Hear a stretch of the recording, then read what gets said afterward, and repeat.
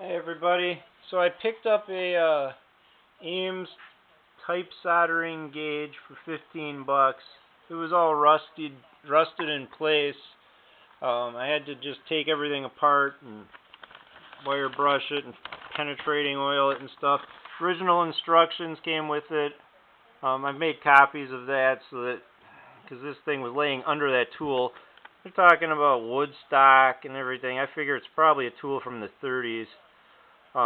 But it gives you the spot to the hole, a correlating hole for each type bar brand, which is kind of cool, I guess. Thought we'd play with it a little bit. Before we play with it, I'll show you how that 1897 turned out. I had to clearance this to make this work. I think it was probably a platen from a Remington 10 or something, but slid the sheath on there and made that adhere. Type's good. Took off all the keys, cleaned them up underneath so you can read stuff through there now. You got the long shift bar, long space bar, and the second shift up here. Old. It's old, but she's got a pretty good type. The A is a little low, but I really don't care. I'm not going to do nothing with it this moment. It's a working typewriter. And the oldest one in my collection now, so I'm pretty happy. Pretty happy with that. Sounds cool. 122-year-old bell.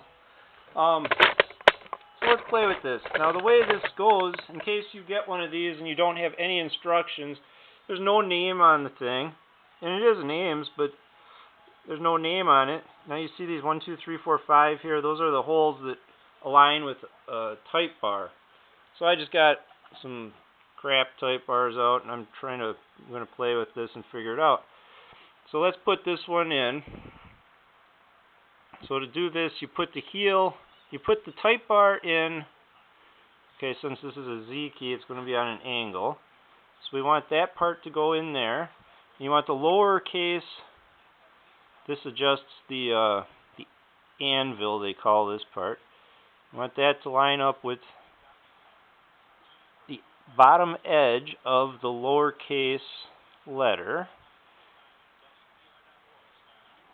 So let's put it there for the moment.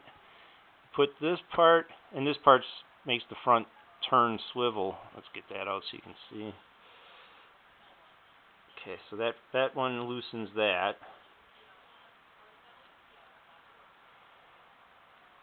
Alright, so let's go there and tighten this.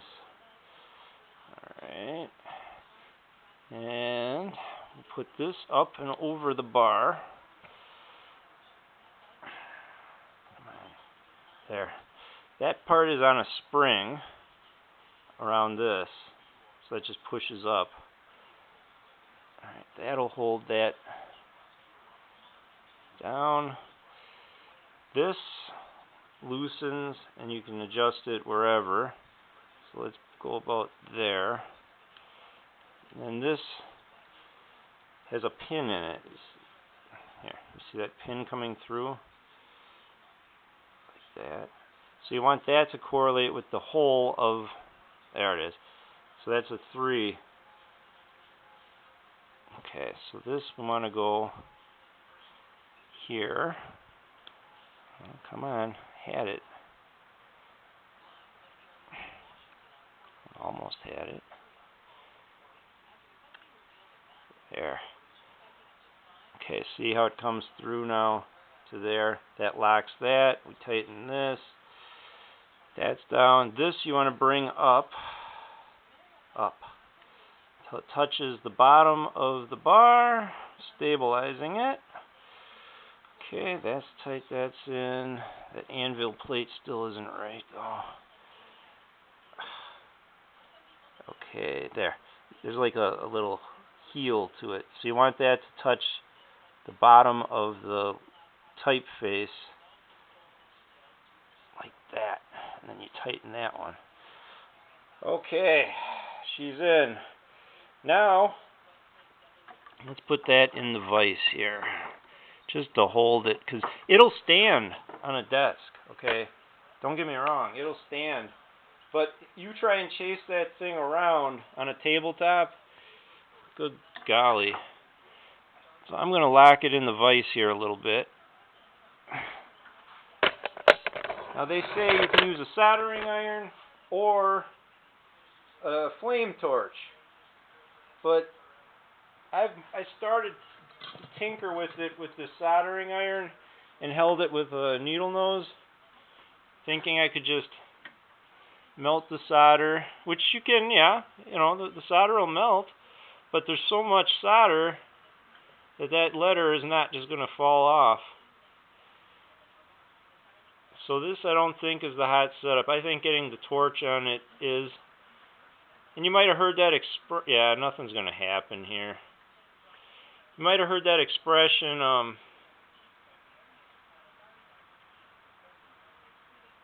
yeah, it's not going. Get the torch. When something ain't working out, they say get the torch. And that's what I'm saying to this. I'm saying get the torch.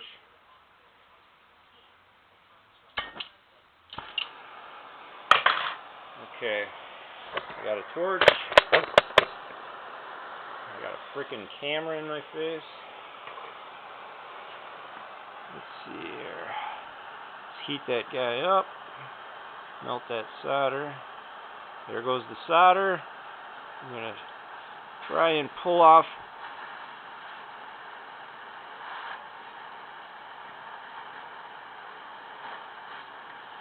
Come on. Oh, it wants to come.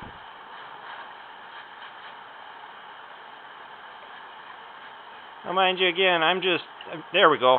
And it's off. Now you'd turn the torch off here and we'll take a look. Now you'd want to clean up that type bar, and there's the letter I took off, the Z.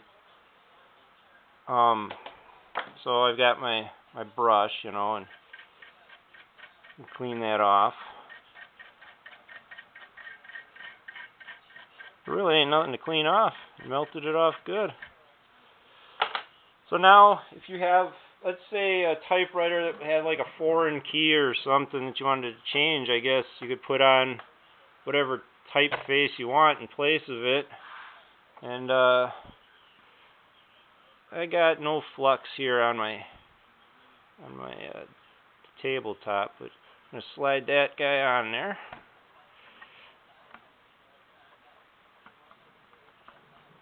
Come on. Come on. Don't tell me I bent you. Get in there. There you go. Good. So I think if we just put the Z back on,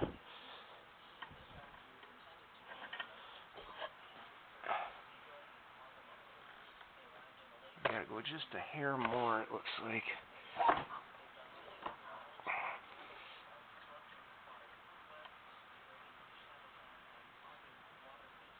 I think that's probably it. So now you can just solder it back on.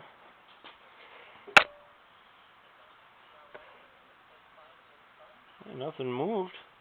I'm sure that bugger's hot. So if that was your replacement type head, now I suppose you can use regular solder and a soldering iron. I'm just gonna use a little flux here.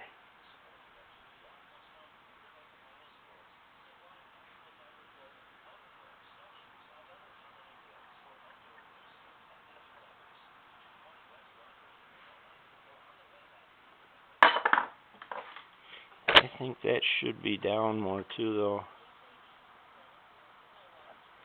Something like that.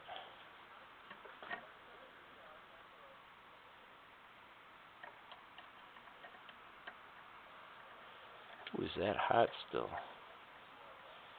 Yeah, I see. You got to hold that down a little bit. Okay. Now let's just put it on and see what happens. I mean, this is just a junk type bar anyway. But it's the procedure of it. I might not be no pro at this, but it's the idea of it and the procedure of it, and you can take it and modify it. There we go. That should be more than enough solder for something like that. Modify this whole idea for what works for you. Now you just loosen everything and undo everything. I think this video is more for like if you didn't have instructions with yours and you were just like, whoa, what is that? And I just hope this helps in some way. So, there we go. We have a Z key.